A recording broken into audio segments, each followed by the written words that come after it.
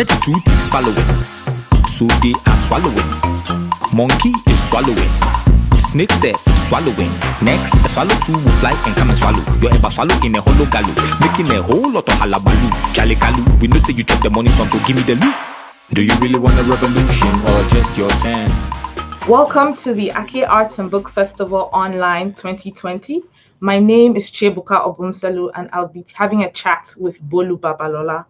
Bolu is the author of a just-released collection of stories about love titled Love in Color. It's great to have you with us, Bolu. Thank you for joining us. Congratulations. Thank you. Thank you so much. Congratulations on the release of your collection. How are you feeling since the book came out? How have you been handling the general press, and what's been the reception from readers and your audience? The reception has been amazing. I've been really, really blessed to have such a great, wonderful response to it, a response that kind of aligns with my dreams for it. Lots of press on it. Just a joy to talk about it, because it was such a joy to write on. And I've been really fortunate in that people have been messaging me every single day, telling me their favorite stories, what it meant to them, how it lifted them up. So I feel really privileged, to be honest, to be able to have written this book and to also have the reception that it's got. That's really great to hear. So how did you get the inspiration to write Love in Color, to write this book? I also want to find out how you decided that you would be writing a collection of stories as opposed to a novel on the topic of love. How this came about is I was already working on what will be now my second book, my now editor from Headline Publishing, who was like, okay, you're always talking about love, you've written Netflix and Chill, and you write about love in your journalism, and you're obviously working your first novel, but how would you like to write a collection of short stories? I said no at first, because I really wanted my debut to be my novel, but then the more I thought about it, the more I realized how rich this could be, how it could be a kind of shifting of the paradigm of what it means to be a romantic heroine, and what it means to be, what romance is and what love is, which means that in a term that in the misogynistic context, which means that it's weak. And I thought this is a great way to kind of show my perception of love and how it can be a really empowering agent. And so it just made sense. It was a no-brainer to make it from based on stories from around the world, because I got to thinking, what are the modern perceptions of romance? What are they rooted in? And they're rooted in so many Western fairy tales. His name was literally named after her skin tone, and her skin tone is meant to be the epitome of beauty. And I was like, why is that? So I thought I'll delve into all these different cultures, find their folk tales and myths, and reshape them for our times, make them more accessible, and kind of reimagine what our modern heroine looks like and is. Oh, thank you for that. You did talk about how stories of women in love and other romance heroines are usually fraught with misogyny. And that's really true across mythologies, across the world.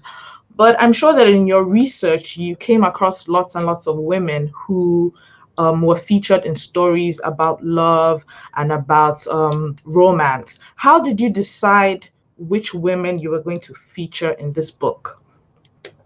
Actually, it's funny because a lot of cultures don't have a lot of love stories that are only distilled love stories. They're often romantic stories that are embedded within stories about creation, stories about war. So first of all, I had to do a lot of research to find those stories, because they're not often distilled pure love stories. I mean, when you look at Western European fairy tales, they're often very dark stories. They're not actually love stories. So I had to do that, and then kind of glean what could be love and what could be romance, and work with that. But actually, it was about finding the themes within the stories and then drawing them out. Because in a lot of the stories, the only story I think there was a clear strain of personality that I could use was an Atem story, because Atem was in that story, which is from the Efik people. She really was married to an old man, and she really was having fun with all the young men in the village and in the town. So that was something that I could work with. That's true. And reading your book actually reminded me of Madeline Miller's Circe, which I read earlier this year. And she also retells the story of Circe the witch, who's like a minor character in the Odyssey. I also just want to understand what the process was like for you deciding what to distill out of the story and deciding what to sort of weave into the new story, because it was a really exciting experience being able to spot all the Easter eggs from the original stories, especially in Shahrazad and Oshun. So just what was that process like for you, choosing what to discard and what to leave behind? I mean, in terms of choosing what to discard, it was fairly easy. The violence, the misogyny, the removal. Like there was some that were just like actively predatory. In Xinu and another one which I can't remember now. But in Xinu, no, in Neleli and Xinu, it involved a man creeping on a woman while bathing in a pool, often stealing her clothes and then holding them ransom for her affection and attention. That's abuse, So that was like something that I can easily discard.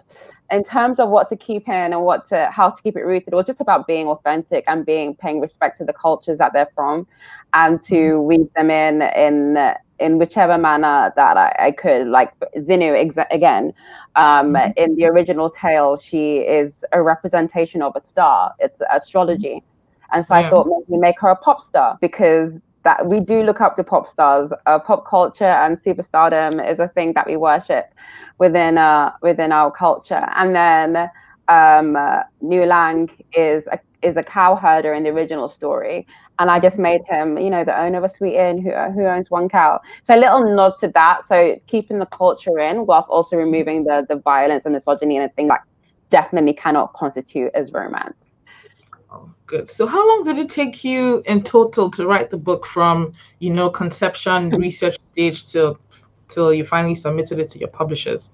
It's really hard to tell because, I have several jobs, so I'm working on and off, but like it was actually a fairly quick turnaround. It was about a year, if not less. I spent 2 months researching it, and sometimes I would start writing a story and then discover that it didn't work. Sometimes I'd be like, okay, no, I need to find more stories. And some stories just came to me. Some stories, like Nefertiti, that was like, I saw a bust of Nefertiti on Twitter, like from the British Museum, of course.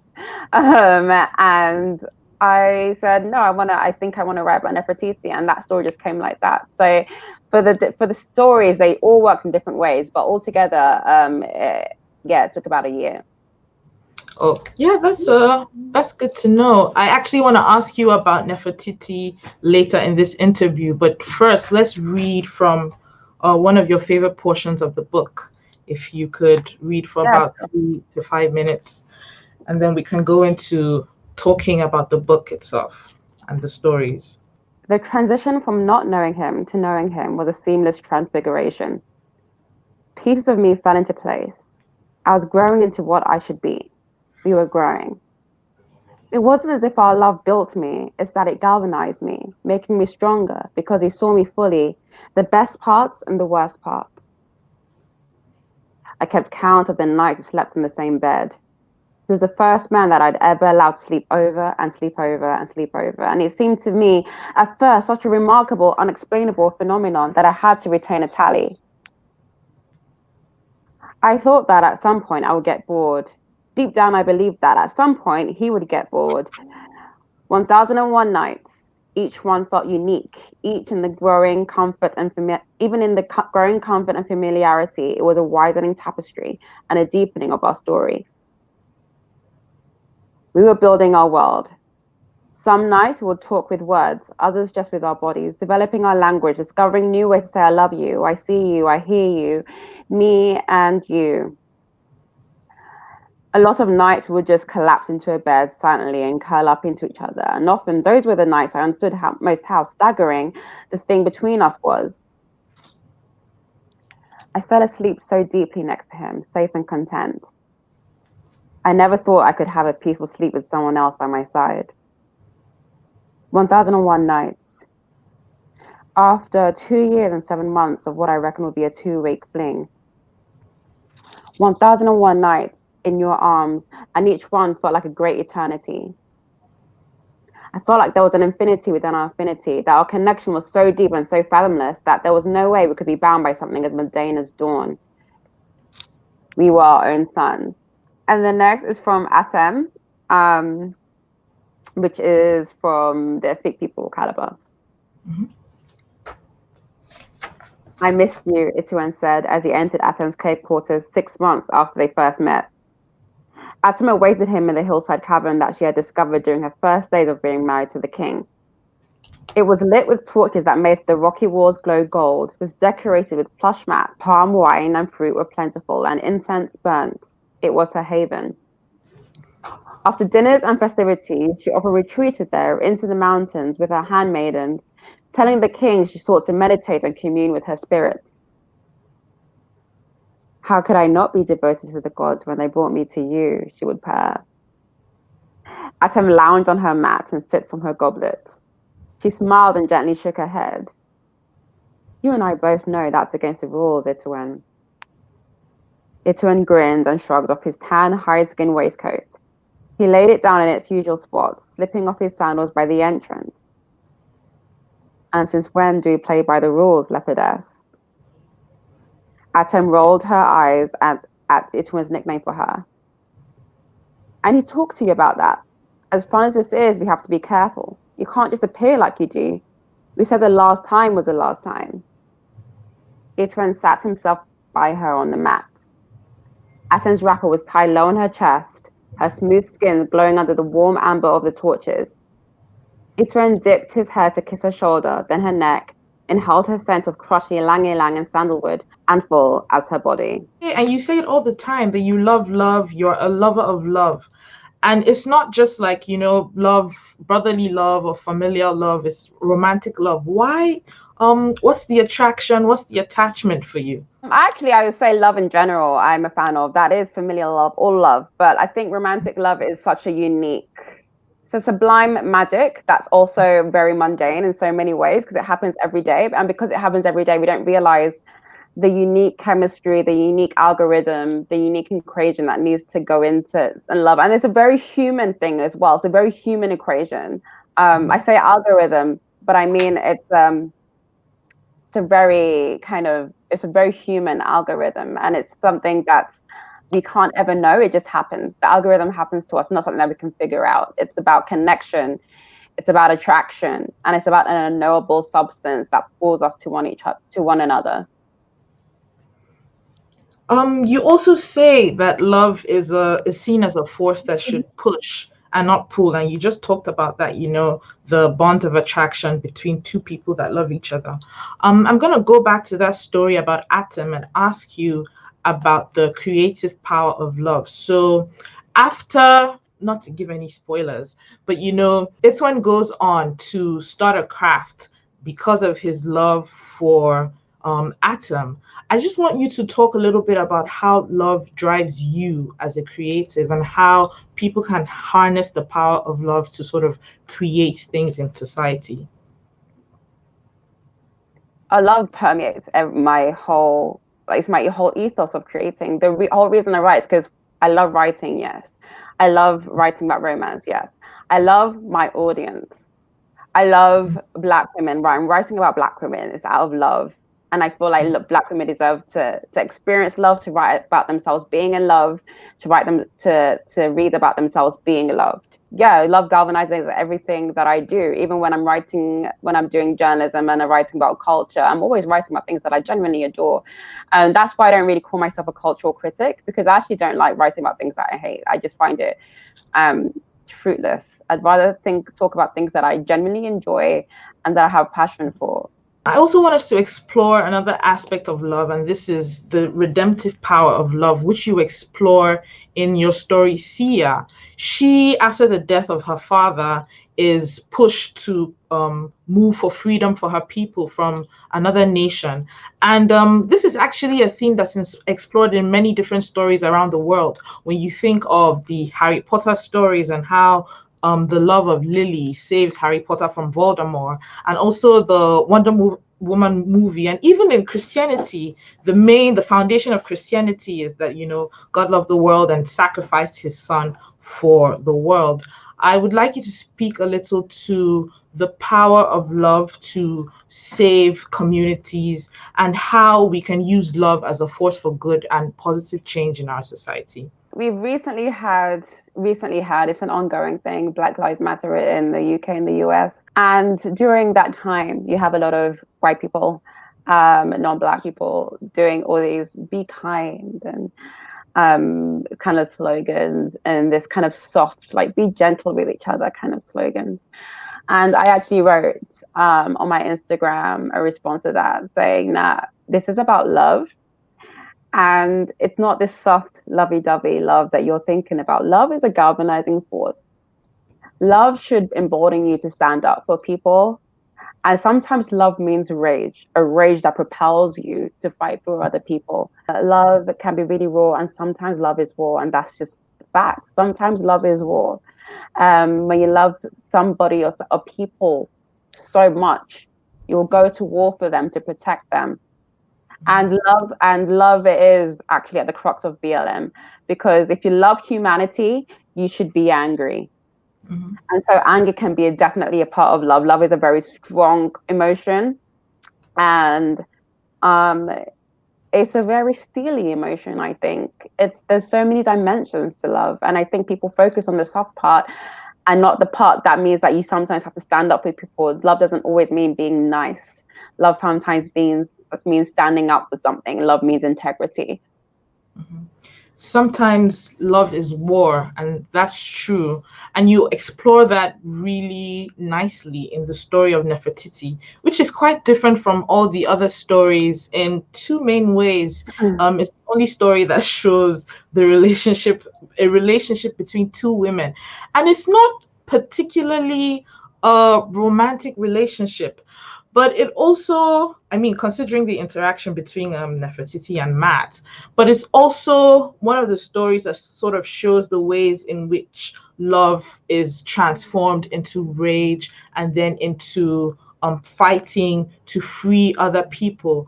I would just like you to talk a bit about what you were trying to achieve in retelling the story of Nefertiti in this way. I think the relationship between Matt and Nefertiti is romantic, and it's romantic in that they teach each other things, and Nefertiti is allowed to, in Matt's affection and love, I can even say, Nefertiti finds the freedom to let her guards down. And in terms of the retelling, well, it's not actually a retelling. It's almost it's an imagining, because Nefertiti was a real character, but because she's so old, there's so much myth surrounding her story.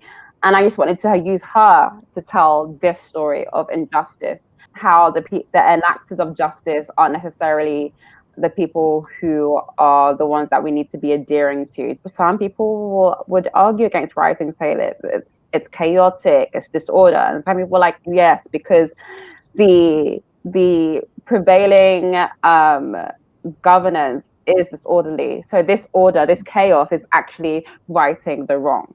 It's counteracting it. So I found a way to, she falls in love with Matt, and Matt is the personification of the Egyptian concept of justice. And Nefertiti is doing something that is not exactly lawful. But then Justice, who is against her in the beginning, comes around to her way of thinking like, I'm not necessarily altogether comfortable with your methods, but you have, your heart is in the right place. It was a really fun story to write. I got to play with so many ancient Egyptian mythologies and concepts, and also to write a queer Black woman as well was really important to me. I do think that was my favorite story. And it was difficult. It was difficult to pick that. So many great stories in here. Yeah, there are a lot of great stories in here. Yeah. I'm just going to go back to the story of Oshun, which, even though I'd heard about Oshun and all the other Orishas in Yoruba pantheology, I'd never really heard this love tale. And here you talk about being loved out loud, which is a really apt description for Erinle's behavior. In your view, what do you think it is that causes people to be unable to sort of love their partners wholly, taking in their true selves, and just, being able to see them at who they really are? I think it's especially, when a woman is powerful, sometimes it's easier to make them feel smaller than yourself rather than elevate yourself to create the space and capacity for this amazing, powerful woman. And Enrile sees Oshun and he's comfortable within himself and he's fine with himself that he can make space for her, and he embraces her and is in awe of her and in reverence of her power. Her power is actually an attraction for him because she's somebody who is actually very comfortable within herself, is very aware of her power. Like, have you ever said to a man, like, has a man ever complimented you and they say you're beautiful, and you're beautiful, you're pretty, and you say, I know, thank you.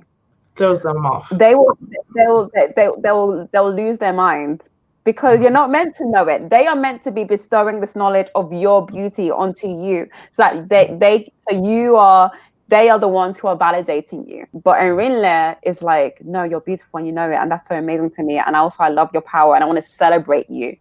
I want to celebrate you for all you are. And he sees her, and that's when you can have a true partnership, when you see each other. You can celebrate each other's power and you revel in each other's power and you become a team rather than trying to own the other person, Yes, that's really what love should be about. So I'm just going to go quickly to the stories of Ya and Atem. So in the original stories, these women had quite brutal endings in trying to sort of escape a love that could no longer accommodate them, and a situation in which they were no longer comfortable, having to go against their families and, just escape a loveless situation. But you were able to give them a happy ending in your own stories.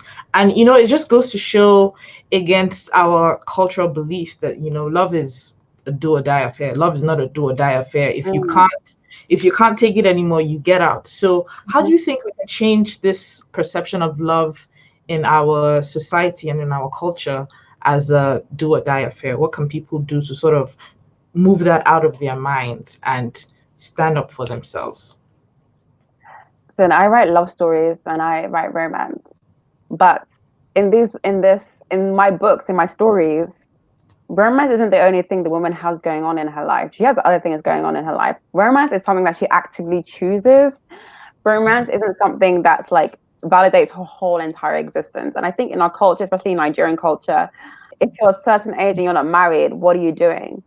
They're not going to ask you, what is the caliber of men out there? Have you met anybody that you feel you connect to? Have you met anybody that you feel sees you? Have you met anybody who galvanizes you, who makes your spirit feel known and warm? Do you feel cherished? They won't ask you that. They'll be like, why aren't you marrying? And so it's not about connection or genuine kind of friendship. It's just about it's a status thing.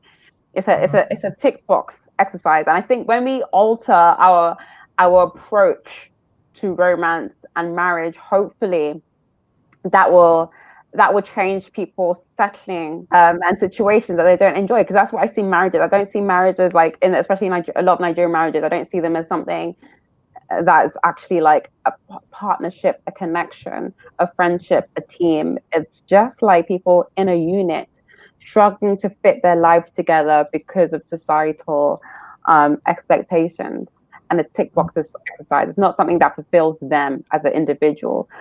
Marriage is not worth it, and love is not worth it if it doesn't make you a better person, and if you feel like you don't. Yeah, I do agree with you. Some people though would say that they need romantic love to sort of fill themselves, and you find that people would give more priority to a romantic relationship as opposed to a platonic relationship with their friend who actually loves them. What do you think about the way romance is sometimes elevated over filial or familial love between just regular friends. For me, romantic love and platonic love are very closely tied.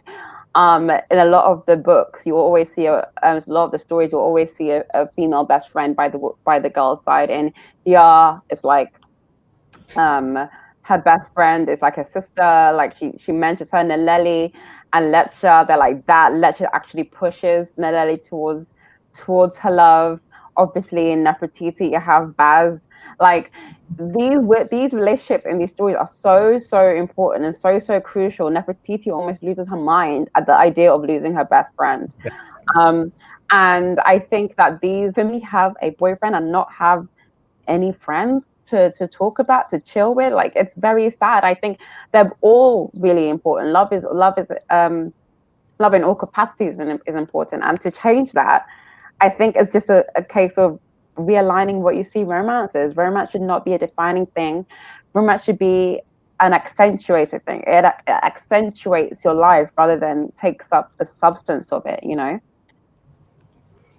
Yeah, that's true. People should, if you get it that romance shouldn't be the only thing in your life, then you would be able to also pursue fulfilling platonic relationships with both men and women in your life. Yeah, and if it's romance by force, inevitably you're going to end up in a situation where you're not totally happy because it's romance for romance's sake, rather than actually liking somebody, you know, and wanting to build something with them. I just want to talk briefly about Thisbe, which is a really interesting story. So this is a woman who, without giving any spoilers, she seems like a regular old girl who tries to live her life comfortably, and then there's this dick of a guy who's taking advantage of her, and then her friend comes in to save the day.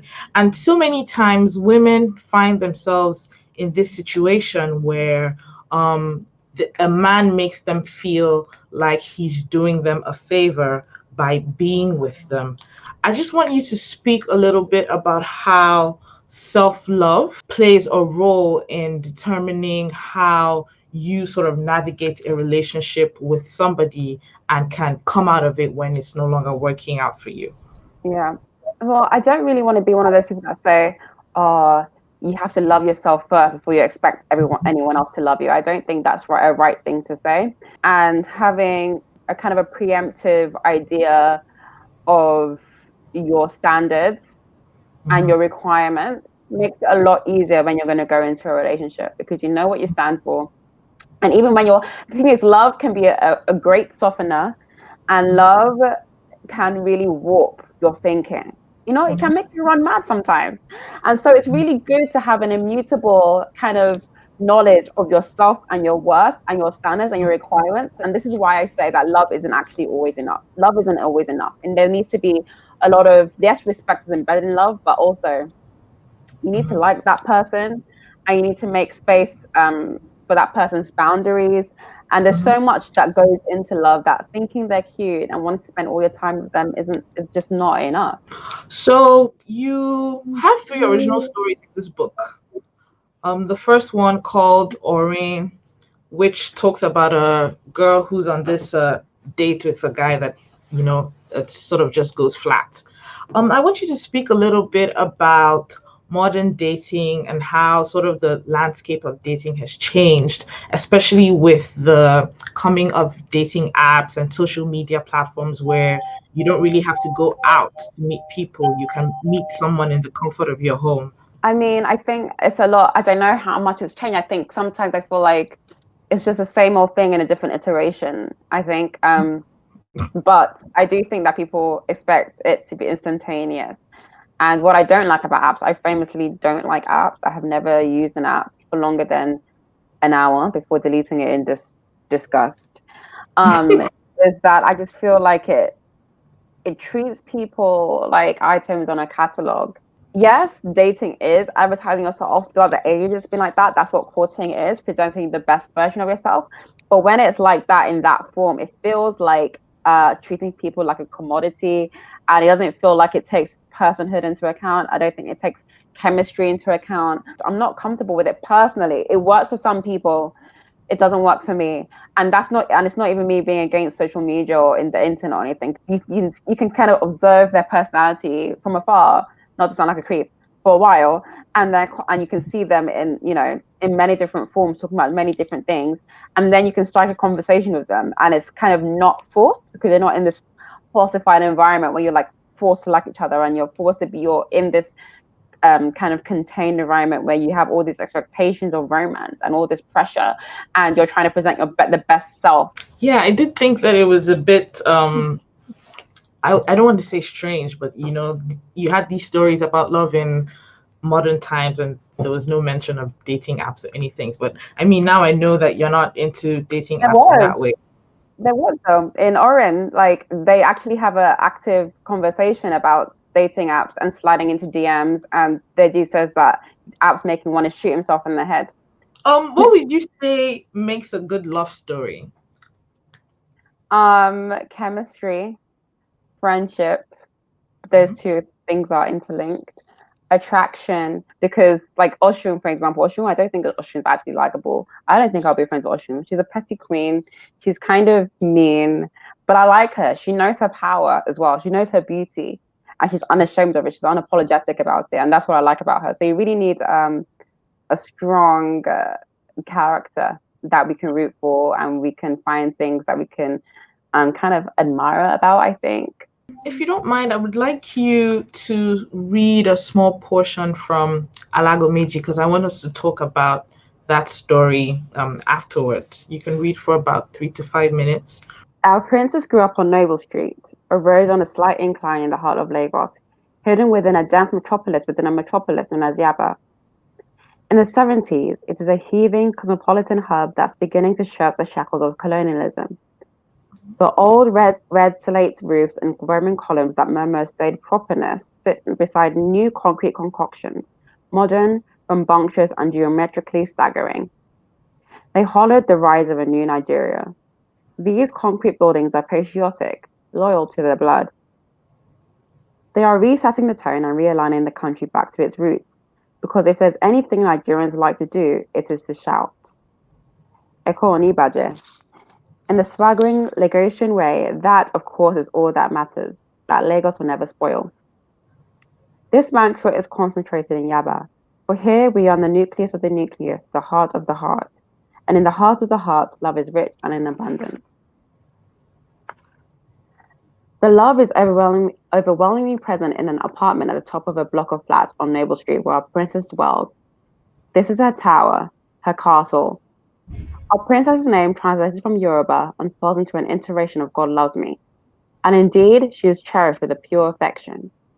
She lives with 7 family members, a doting, slightly overbearing father whose firmness is undercut with a sure and tender fondness, a sweet, soft mother who extends her care to lost children in the neighborhood, and 4 siblings, 2 sisters and 2 brothers.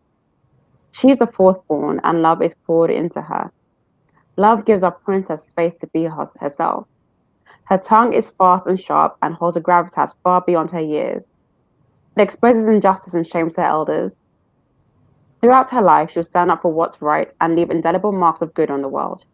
For it is not that she is a princess who happened to live on Noble Street. She is the person whom it is named for. Somehow, 20 or 30 years before her birth, God placed into the hearts of the town planners who set about to construct that street a knowledge that this particular street should be noble. Their self-proclaimed and ignorant colonialist superiority might have induced them to think that they were naming the road after some English commander or civil servant, but they were wrong. The street was named after our princess. It was named after her heart, one that is both strong with integrity and soft with kindness. Noble Street was named in honor of her tender fierceness. So just correct me if I'm wrong here. This is a story about your parents, isn't it? Yeah, it's based on their story, yeah.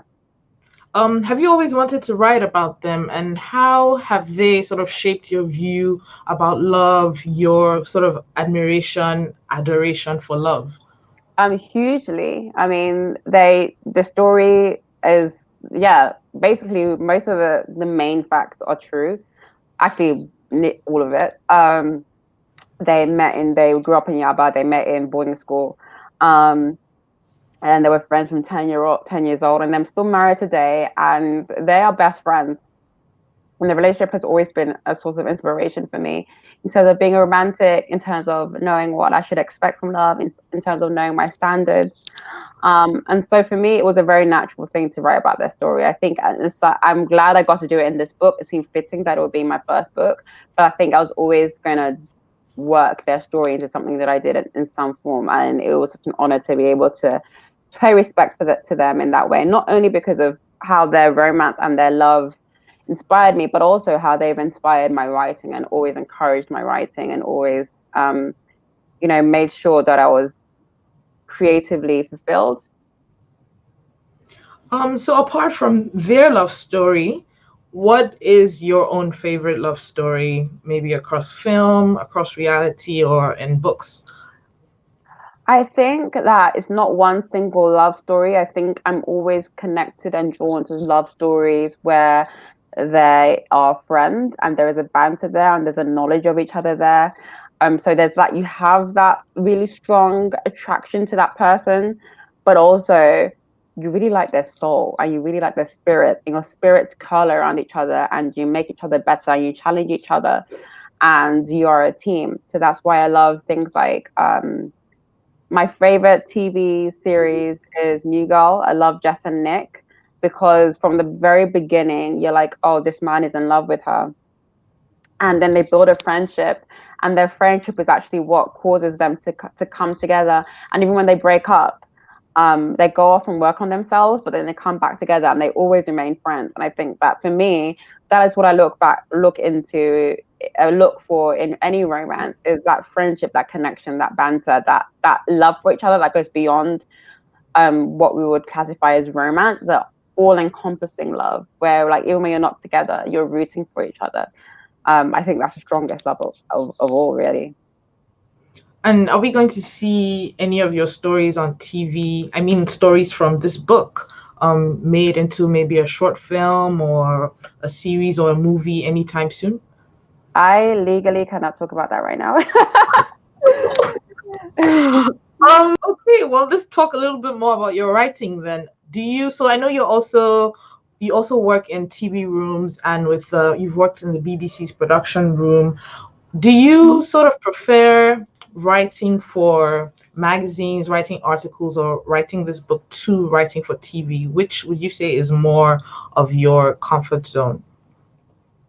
I love writing in general. I call myself a storyteller. So, I mean, prose and stories was the first natural way that I started writing stories. But I love writing scripts. Scripts are more of a challenge, but I love that too.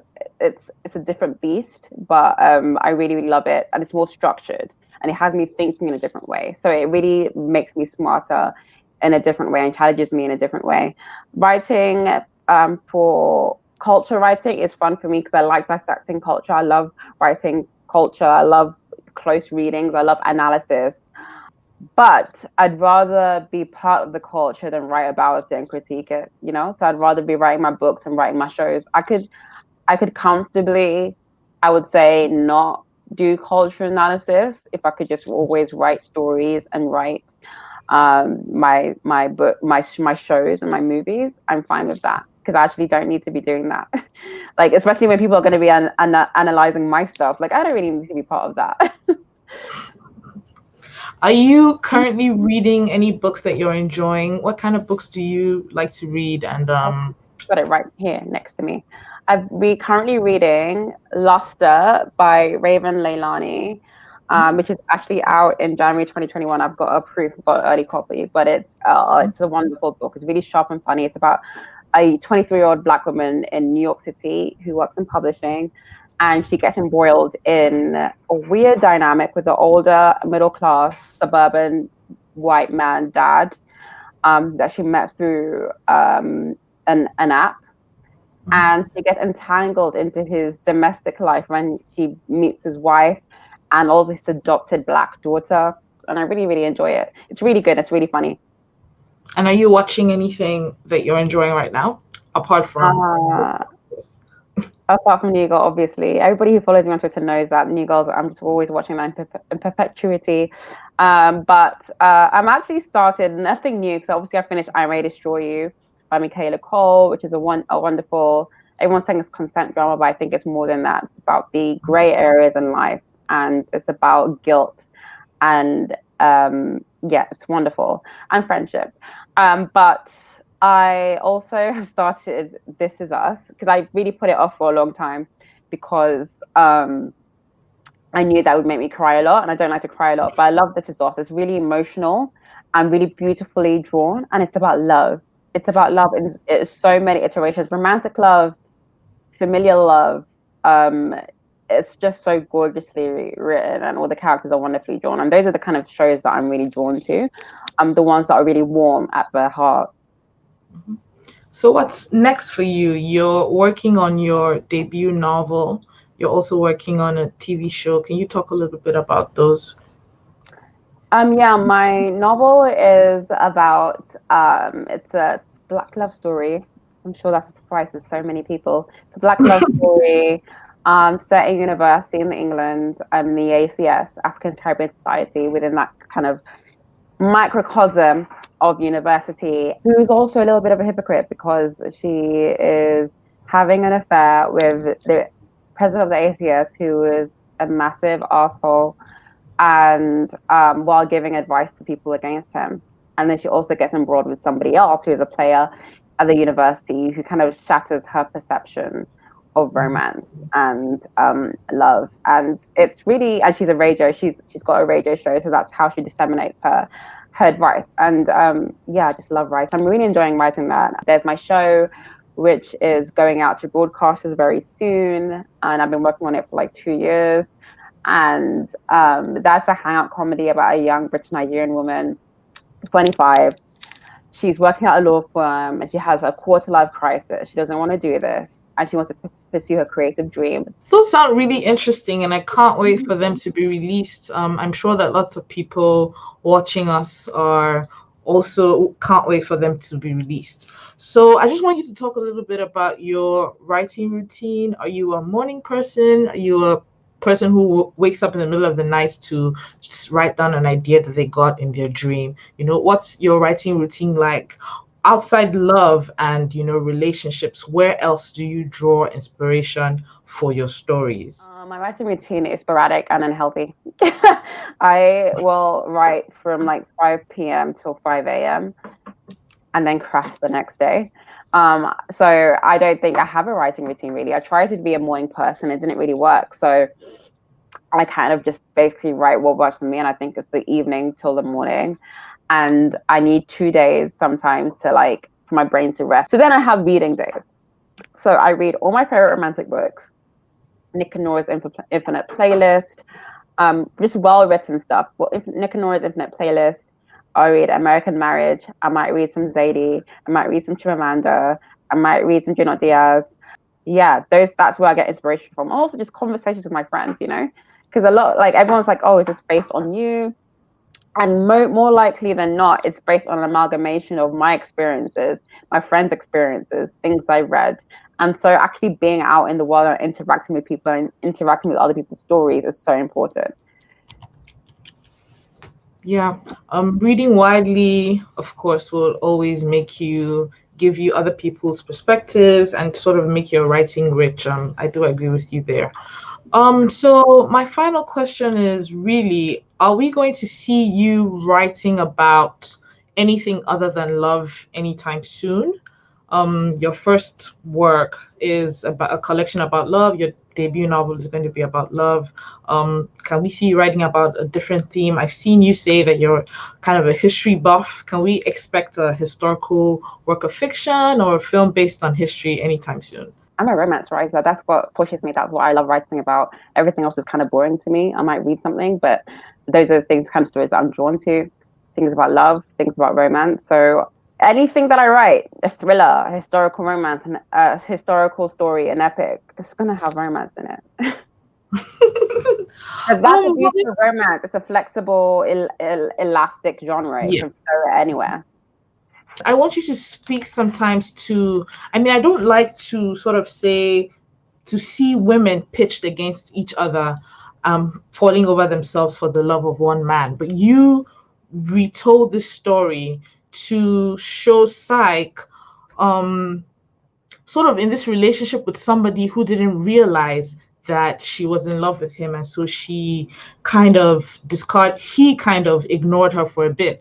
I want you to speak a bit about how women sort of have to navigate being with men who sort of don't notice them and only come to appreciate their worth after finding out how important they are to their lives, and also just how they are in the workspace. Okay, so I have to. So Eros actually ignored her to protect her because there was a whole thing with Venus who wanted Psyche to lose her job. So because in real life, there's no way that I would give the advice for somebody to stay with somebody who was ignoring them. So in Psyche, Eros is absolutely besotted with Psyche, absolutely in love with her. And he's actually crushed by the fact that he has to push her away in order to save her. But in reality, I'd be like, nah, like, leave it, drop it. It's not, that's unthinkable to me. Somebody should be immediately in awe of you, immediately recognize how amazing you are. You're not going to be waiting around expecting somebody to see you. That's ridiculous. Then there's so many people who will. Your time is precious, time is finite, and it should not be wasted with on waiting, pining for somebody who needs a jolt to see you. And Eros has always seen Psyche from the very first in the story, from the very first moment he saw her, he was in love. Psyche maybe didn't recognize that, but he was. And so what I like about them, though, is that Eros is willing to do anything. He's actually a complete sweetheart. And for him, it actually crushes him to be able to have to withhold that. And he is actually a really complex character in that he seems like a Casanova, he seems like a player, but it's all down to insecurity. And he actually thinks that Psyche is better than him, but he recognizes that and he's like, she deserves a lot better than me. But also, he's always seeking to elevate himself to be on the same level as her. And I think that's, especially in the relationships where women date men, I think it's really important for a man to see you, see your worth, see your power, and be like, I need to step up. Not be intimidated enough to squash you or to try it and kind of make you turn your stride into a shuffle, is how I like to put it. Never go with a man who makes you want to reduce yourself to his level, to make himself feel more comfortable. Mm-hmm. And you also kind of explore that whole making sure that a man sees you for who you are in the story of Naleli. So the original story is this creepy story, like you said, of a guy who's watching a girl, a beautiful girl, who's sort of shielding her beauty from the community under a really ugly crocodile skin.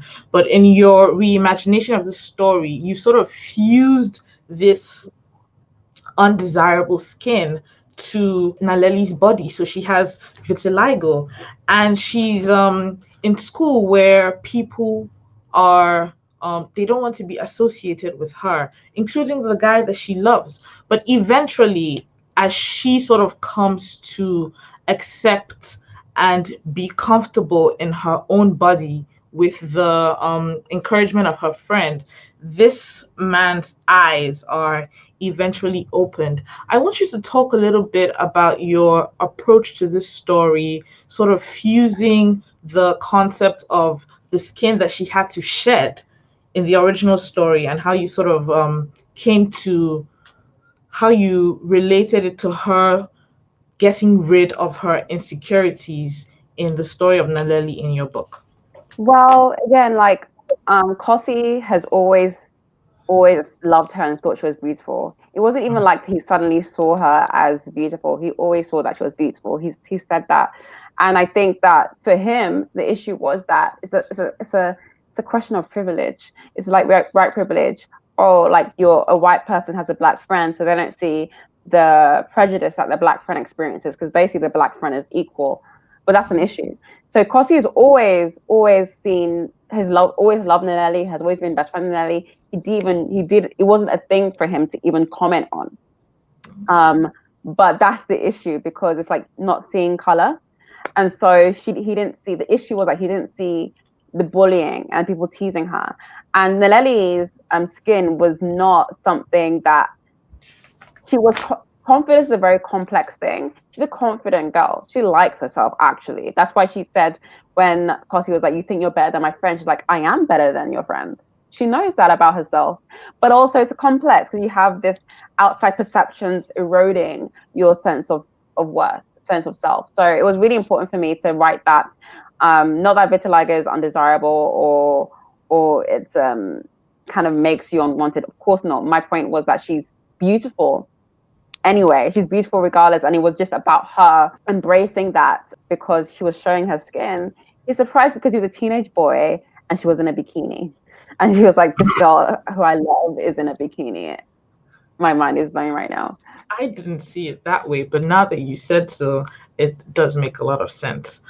Let's talk quickly about Xenu, the story of Xenu, the pop star, who's this girl who's singing these songs that she doesn't want to sing. She wants to be a different person, but her mom and her manager are sort of molding her to be this regular pop star singing these popular provocative songs.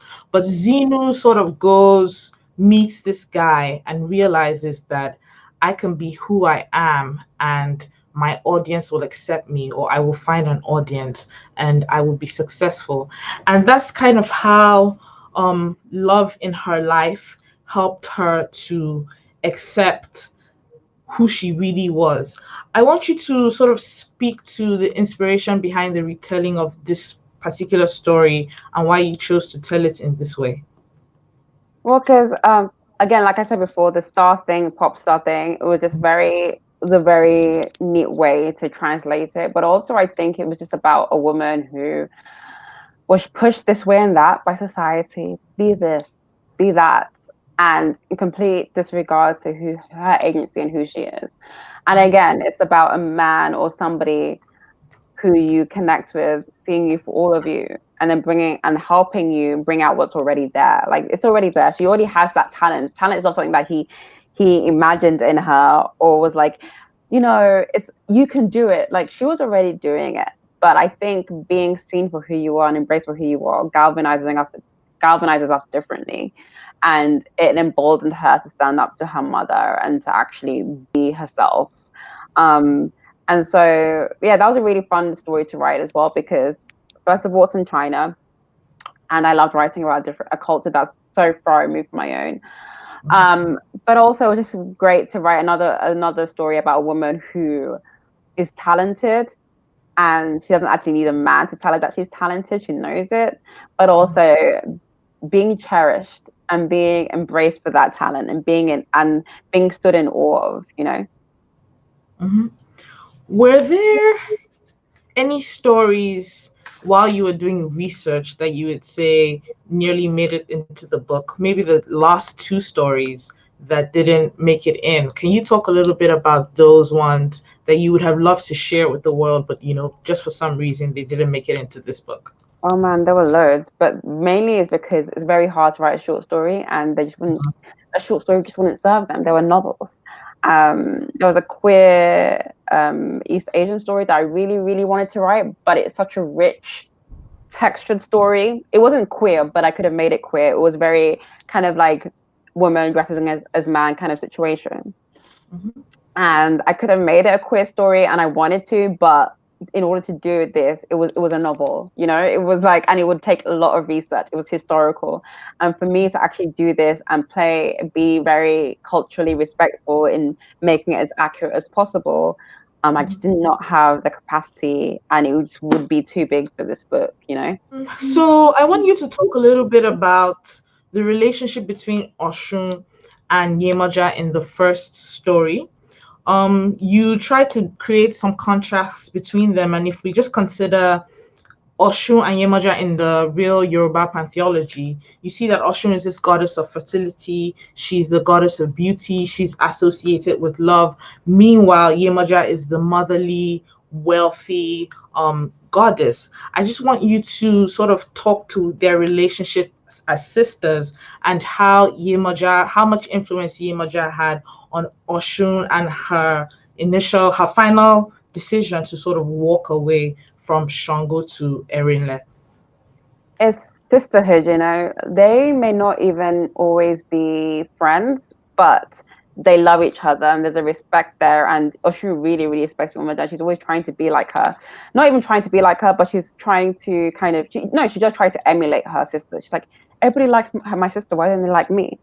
But that's not who she is. And Yamaja likes her how she is. And I think sometimes it's a reflection of reality. Sometimes we need our girls to be our eyes.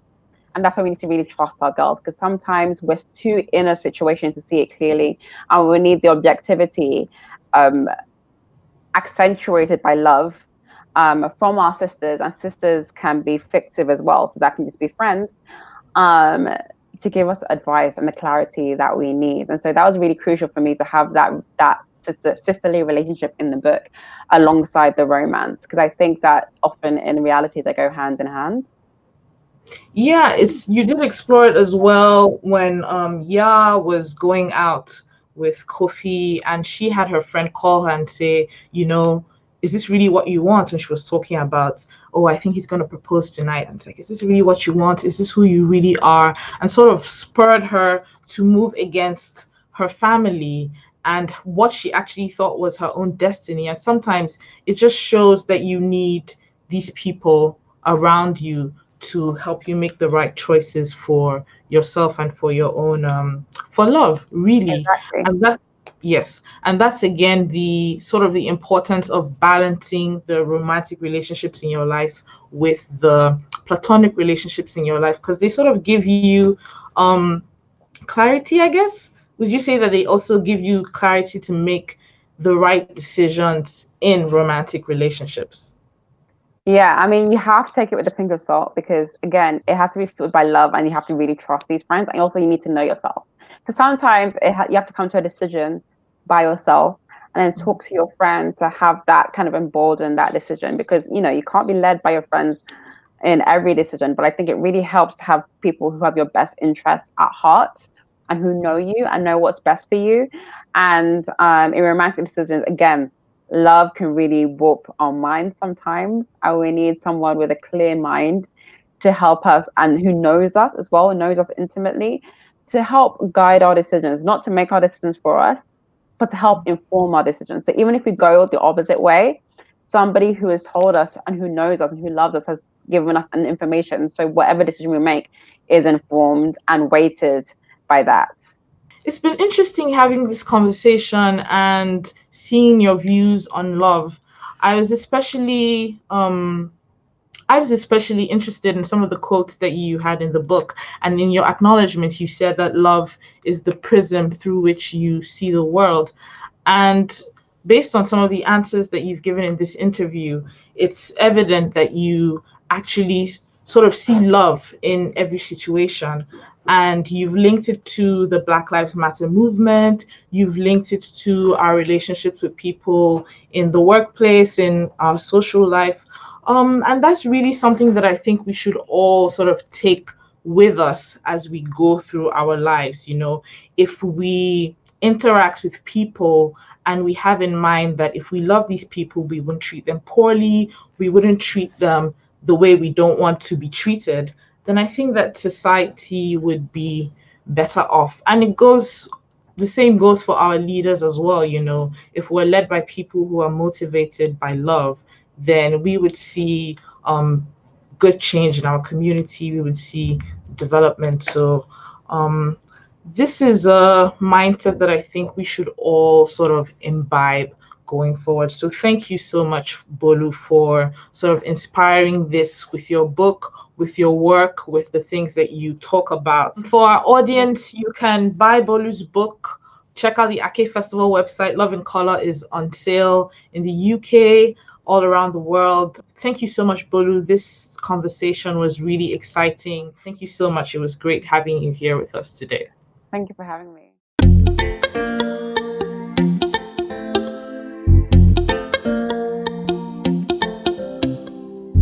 If you ever need a new place to go, you can join me in a world of words. When it seems like I'm nowhere to be found, if you look, you'll find me. in a book.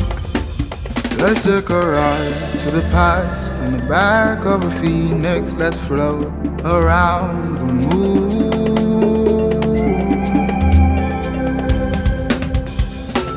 You'll never be alone, now you know where to look.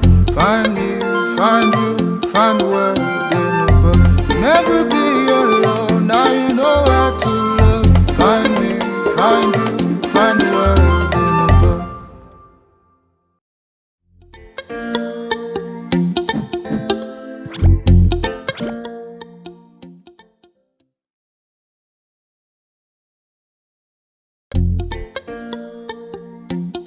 We don't just think of ourselves as a bank. We think of ourselves as corporate citizens with responsibility for growing the economy. Reading and education is a key part of it. But equally important is having access to reading materials at home. A lot of the intervention we've done throughout this COVID is to ensure that people can safely navigate the uncertainties of the COVID crisis and come out of it ready for, to live again. Let's take a ride to the past in the back of a phoenix. Let's float around the moon. The dreams that we have are limited by what we have directly interacted with.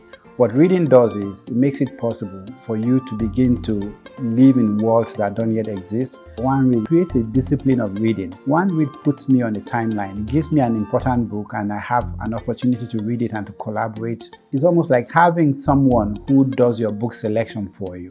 If you have editors and people who are really good at this saying to you, this is the book for the month, I value that. I want to be able to read in a community. I want reading to be a collaborative thing. I want reading to be a communing, and One Read allows me to do that. I will use One Read any day, anytime.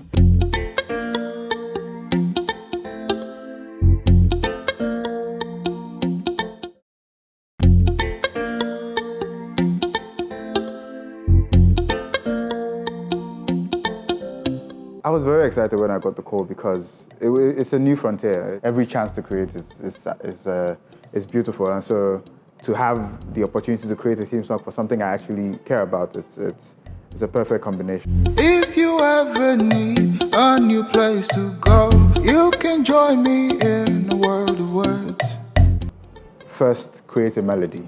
Melodies are usually what make songs, as they say, sweet, and so that is where I started from. I tried to find something that merged the folk sound I'm used to, but also sprinkle a bit of the African spirit in there. When it seems like I'm nowhere to be found, if you look, you'll find me in a book.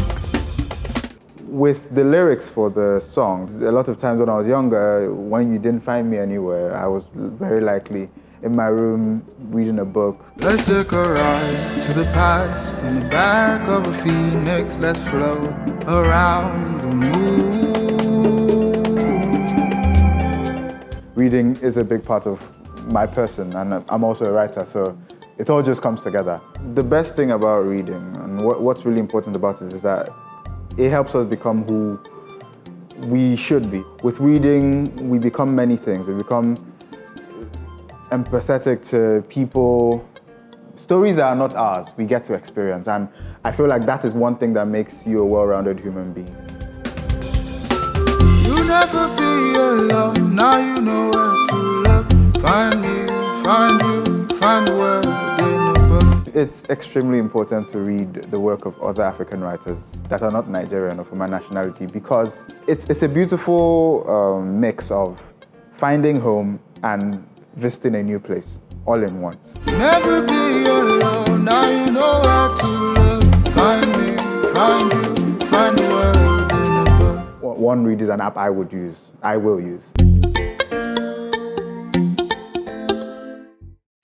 Stranger's Guide is not a typical American travel magazine.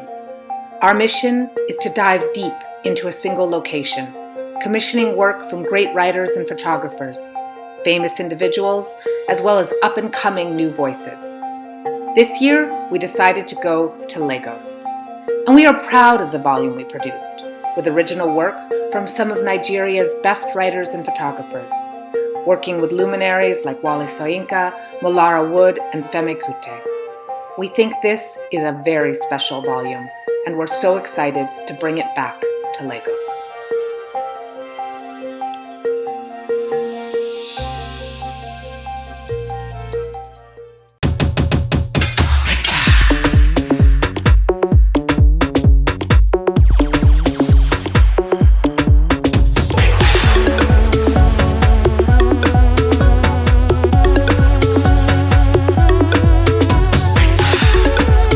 That 5 minutes madness only you can understand. Visit myspectre.com to get your Spectre experience. Spectre, loans in 5 minutes.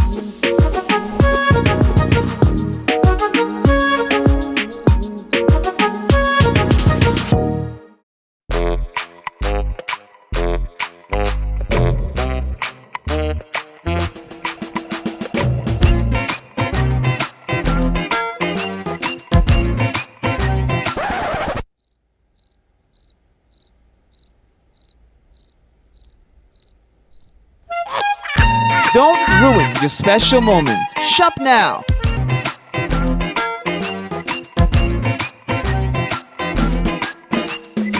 Altmore.